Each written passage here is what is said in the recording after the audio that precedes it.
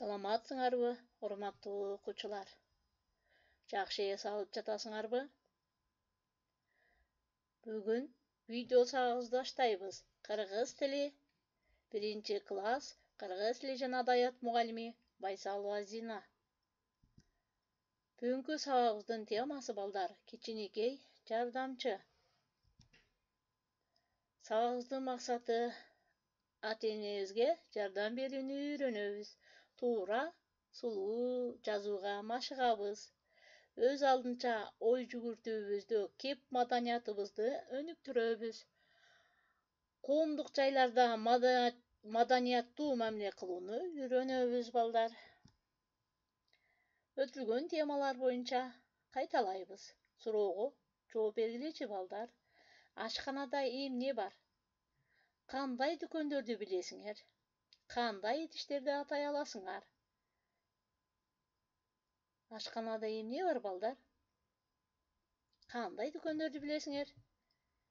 Кандай идиштерди атай аласыңар? Жооп күтөм балдар. Жаңы лексикалар менен таанышабыз. Жууйбуз, помоем, жыйнайбыз, убираем. Тазалык, чистота. Жардамчы, помощник. Карагылачы балдар. Биз жууганды, жыйнаганды, ошондой эле ата-энеге жардам бергенди билебизби? Ооба балдар. Билебиз. Анда ушул лексикалар боюнча сүйлөшөбүз. Кана балдар, китебиңерди ачкыла. 63 бет 1-көнүгүнү карагыла. Текстти көркөм окуйбуз. Анда мен биринчи окуп берем, андан кийин өзүңөр кайталап окугула. Менин атым Айсулуу, 8 жаштамын. 1-класста окуймун. Үйдө апама жардам берем. Үй жыйнайм, идиш жууйм. Көрдүңөрбү? Айсулуу деген кыз 8 жашта экен, 1-класста окуйт, апасына жардам бере алат экен, үй жыйнайт экен, идиш жууйт экен. Силер дагы ошентесиңерби? Анда суроолорго жооп бергилечи балдар. Сенин атың ким? Канчанчы класста окуйсуң?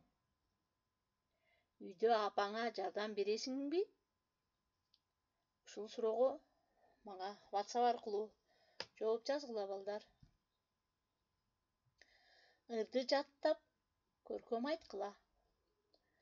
Жардамчы кыз Айсулуу, үйдү жыйнайт, идиш жууйт, дайым сылык таптаза, мектепте да жакшы окуйт.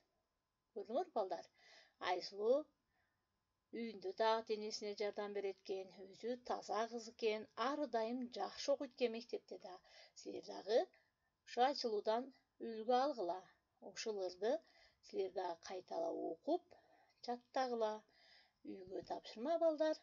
Ушул ырды жаттайсыңар.